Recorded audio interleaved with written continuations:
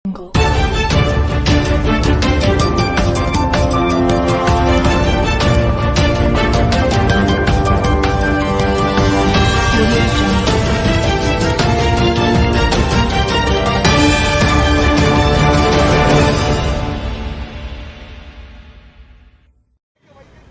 News ಚಾನೆಲ್ಗೆ ಸ್ವಾಗತ.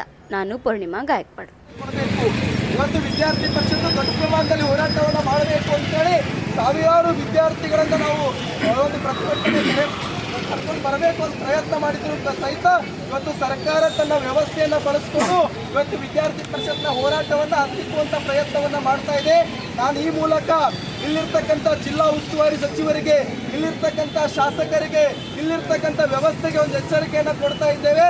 ಇವತ್ತು ನೀವು ವಿದ್ಯಾರ್ಥಿ ಪರಿಷತ್ನ ಹೋರಾಟವನ್ನು ಹತ್ತಿಕ್ಕಲು ಪ್ರಯತ್ನಿಸಿರ್ಬೋದು.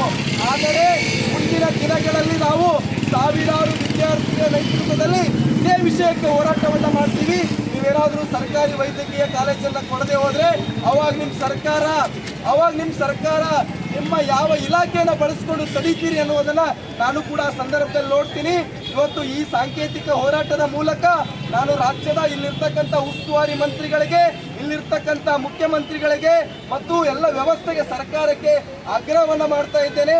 ನಿಮ್ಮ ಯಾವುದೇ ಇಚ್ಛಾಶಕ್ತಿಯನ್ನ, ನಿಮ್ಮ ಯಾವುದೇ ಸ್ವಾರ್ಥವನ್ನ ಶಿಕ್ಷಣ ಕ್ಷೇತ್ರ ಮತ್ತು ವೈದ್ಯಕೀಯ ಕ್ಷೇತ್ರದಲ್ಲಿ ತರಕ್ಕೆ ಹೋಗಬೇಡಿ.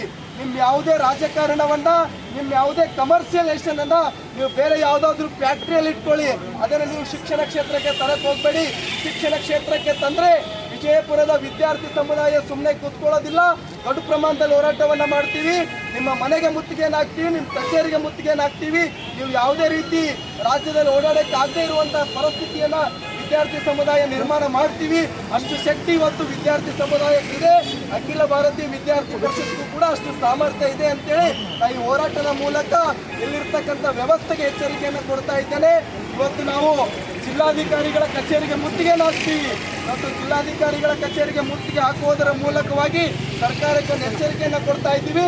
ನಮಗೆ ಯಾವುದೇ ಕಾರಣಕ್ಕೂ ಕೂಡ ಖಾಸಗಿ ಸಹಭಾಗಿತ್ವದ ಕಾಲೇಜು ಬೇಡ, ಸಂಪೂರ್ಣವಾಗಿರ್ತಕ್ಕಂಥ ಸರ್ಕಾರಿ ವೈದ್ಯಕೀಯ ಕಾಲೇಜು ಬೇಕು ಅಂತೇಳಿ ಈ ಮೂಲಕ ನಾನು ಸರ್ಕಾರಕ್ಕೆ ಆಗ್ರಹವನ್ನು ಪಡಿಸ್ತಾ ಇದ್ದೇನೆ.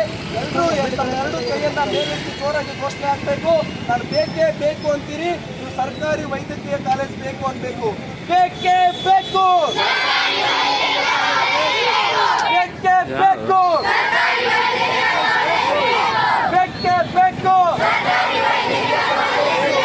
ಬೇಕೇ ಬೇಕು. ವಿದ್ಯಾರ್ಥಿಗಳ ಹೋರಾಟವನ್ನು ಹತ್ತಿಕ್ಕುತ್ತಿರುವ ರಾಜ್ಯ ಸರ್ಕಾರಕ್ಕೆ ಹೇಳಿ ಧಿಕ್ಕಾರ. ವಿದ್ಯಾರ್ಥಿಗಳ ಹೋರಾಟವನ್ನು ಹತ್ತಿಕ್ಕಲು ಪ್ರಯತ್ನಿಸುತ್ತಿರುವ ಸರ್ಕಾರಕ್ಕೆ ಹೇಳಿ ಧಿಕ್ಕಾರ. ವಿದ್ಯಾರ್ಥಿಗಳ ಹೋರಾಟವನ್ನು ಹತ್ತಿಕ್ಕಲು ಪ್ರಯತ್ನಿಸುತ್ತಿರುವ ಸರ್ಕಾರಕ್ಕೆ ಹೇಳಿ ಧಿಕ್ಕಾರ. ಬೇಕೇ ಬೇಕು, ಬೇಕೇ ಬೇಕು. ಬಲೋ ಭಾರತ್ ಮಾತಾ ಕಿ, ಬಲೋ ಭಾರತ್ ಮಾತಾ ಕಿ. ಪ್ರತಿಭಟನೆಯಲ್ಲಿ ನಾವೆಲ್ಲರೂ ಇವತ್ತಿದ್ದೇವೆ. ಸ್ನೇಹಿತರೆ, ನಾವೆಲ್ಲರೂ ಈ ಕಳೆದ 2-3 ವರ್ಷಗಳಿಂದ ನೋಡ್ತಾ ಇದ್ದೀವಿ. ಈ ನಮ್ಮ ಪ್ರಸ್ತುತ ರಾಜ್ಯ ಸರ್ಕಾರ ವಿದ್ಯಾರ್ಥಿಗಳಲ್ಲಿ ಶೈಕ್ಷಣಿಕ ಒಂದು ವಿಷಯದಲ್ಲಿ, ಎಜುಕೇಶನ್ ಸಿಸ್ಟಮ್ ಅಲ್ಲಿ ತಮ್ಮ ರಾಜಕಾರಣವನ್ನ ಮಾಡ್ತಾ ಇರ್ತಕ್ಕಂಥ ಧೋರಣೆ ವಿಚಾರ. ಸ್ನೇಹಿತರೆ, ಇವತ್ತು ಸಾಕಷ್ಟು ಇಡೀ ದೇಶಾದ್ಯಂತ ಎಷ್ಟೋ ರಾಜ್ಯಗಳಲ್ಲಿ ಒಳ್ಳೆ ಎಜುಕೇಶನ್ ಸಿಸ್ಟಮ್ಗಳು ರನ್ ಆಗ್ತಾ ಇದ್ದಾವೆ. ಆದರೆ ಇವತ್ತು 2-3 ವರ್ಷಗಳಿಂದ ಕರ್ನಾಟಕದ ರಾಜ್ಯದಲ್ಲಿ ಎಜುಕೇಶನ್ ಸಿಸ್ಟಮ್ ಅಲ್ಲೋಲ ಕಲ್ಲೋಲವಾಗಿದೆ ಸ್ನೇಹಿತರೆ. ಯಾಕಂತಂದ್ರೆ ಇವತ್ತು ನಮ್ಮ ರಾಜ್ಯ ಸರ್ಕಾರ ವಿದ್ಯಾರ್ಥಿಗಳಿಗೆ ಕೊಡ್ತಾ ಇರ್ತಕ್ಕಂತಹ ವಿದ್ಯಾರ್ಥಿ ವೇತನವನ್ನ ಕಡಿತ ಮಾಡಿದ್ದಾರೆ.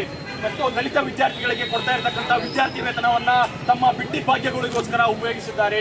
ಮತ್ತು ವಿದ್ಯಾರ್ಥಿಗಳಿಗೋಸ್ಕರ ಕೊಡ್ತಾ ಇರತಕ್ಕಂಥ ಹಾಸ್ಟೆಲ್ ವ್ಯವಸ್ಥೆಯನ್ನ ತಮ್ಮ ಐಷಾರಾಮಿ ಕಾರ್ಗಳು, ಐಷಾರಾಮಿ ಆಫೀಸ್ಗಳನ್ನ ರಿನಿವೇಶನ್ ಮಾಡೋದಕ್ಕೆ ಇವತ್ತು ಕರ್ನಾಟಕ ರಾಜ್ಯ ಸರ್ಕಾರ ವಿದ್ಯಾರ್ಥಿಗಳ ಹಣವನ್ನು ನುಂಗಿಯಾಗಿದೆ ಸ್ನೇಹಿತರೆ.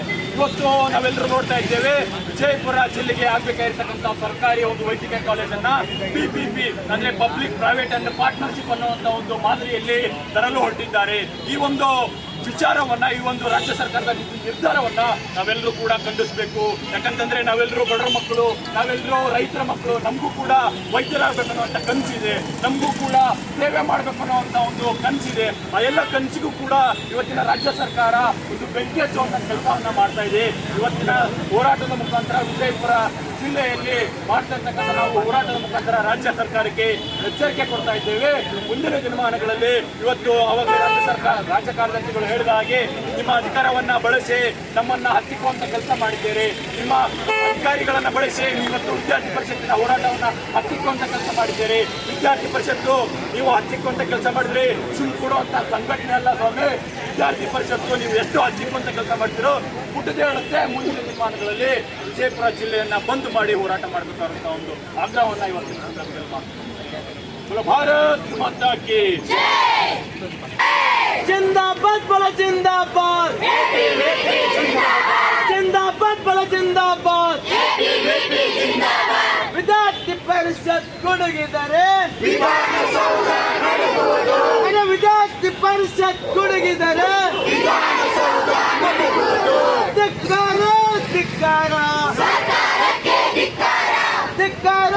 ಧಿಕ್ಕಾರ ಧಿಕ್ಕಾರ ಬೆಕ್ಕೆ ಬೆಕ್ಕು ಬೆಕ್ಕೆ ಬೆಕ್ಕು ಬೆಕ್ಕೆ ಬೆಕ್ಕು ಬೆಕ್ಕೆ ಬೆಕ್ಕು ಬೆಕ್ಕೆ ಬೆಕ್ಕು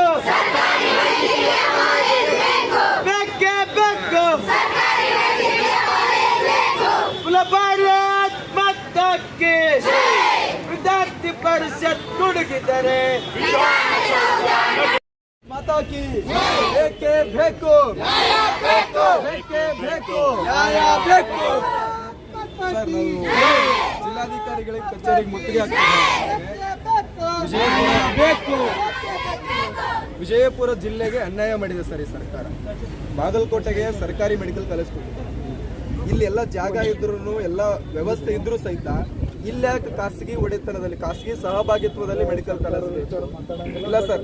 ನಾವು ಇಲ್ಲ ಸರ್, ನಮ್ಮ ಜಿಲ್ಲೆಗೆ ಅನ್ಯಾಯ ಆಗಿದೆ ಸರ್. ಇಲ್ಲ ಸರ್, ನಾವು ಇವತ್ತು ಜಿಲ್ಲಾಧಿಕಾರಿಗಳ ಕಚೇರಿಗೆ ಮುತ್ತಿಗೆ ಹಾಕ್ತಾ ಇದೀವಿ ಸರ್. ಈ ಹೋರಾಟ ಸರ್ಕಾರ ಗಂಭೀರವಾಗಿ ತೆಗೆದುಕೊಳ್ಳೇಬೇಕು ಸರ್. ಇದೊಂದು ಗಂಭೀರ ವಿಷಯ ಇದೆ ಸರ್. ನಮ್ಮ ಜಿಲ್ಲೆಯ ಒಂದು ಬಡ ಮತ್ತು ಗ್ರಾಮೀಣ ಭಾಗದ ವಿದ್ಯಾರ್ಥಿಗಳ ಪ್ರಶ್ನೆ ಇದೆ. ಎಲ್ಲ ಬಡ ಮಕ್ಕಳು ಇವತ್ತು ವೈದ್ಯಕೀಯ ಕಾಲೇಜು ಸೀಟ್ ಸಿಗ್ತಾ ಇಲ್ಲ, ಅನ್ಯಾಯ ಆಗ್ತಾ ಇದೆ. ಅದಕ್ಕೋಸ್ಕರ ನಾವು ಈ ದೊಡ್ಡ ಪ್ರಮಾಣದ ಹೋರಾಟವನ್ನು ಇವತ್ತು ಮಾಡ್ತಾ ಇದ್ದೀವಿ ಸರ್. ನಾವು ಇವತ್ತು ಜಿಲ್ಲಾಧಿಕಾರಿಗಳ ಕಚೇರಿಗೆ ನಾವು ಮುತ್ತಿಗೆ ಹಾಕುವರೆ ಸರ್. ವಿದ್ಯಾರ್ಥಿನಿ ಅರ್ಥ ಮಾಡ್ಕೊಡ್ರಿ, ನೀವು ಮುತ್ತಿಗೆ ಹಾಕಿರೋ ಅಂದ್ರೆ ಅವಕಾಶ ಕೊಡಂಗಿಲ್ಲ. ದಯವಿಟ್ಟು ವಿದ್ಯಾರ್ಥಿನಿಯರಿಗೆ ನೀವು ಹಿಂಗೆ ತಗೊಳ್ರಿ. ನಾನು ಅನ್ಯತಾ ನೀವು ಬೇರೆ ಇದು ಮಾಡ್ಕೊಬೇಡ್ರಿ. ನಾವು ಇನ್ನೂ ಓದ್ತಕ್ಕಂಥವ್ರು ಬೇರೆ ಸರ್. ನಮ್ಮ ಹೋರಾಟ ಹತ್ತಿಕ್ಬೇಡಿ ಸರ್, ದಯವಿಟ್ಟು ಸರ್. ನಮ್ಮ ಹೋರಾಟವನ್ನ ನೀವು ಹತ್ತಿಕ್ಬೇಡಿ ಸರ್.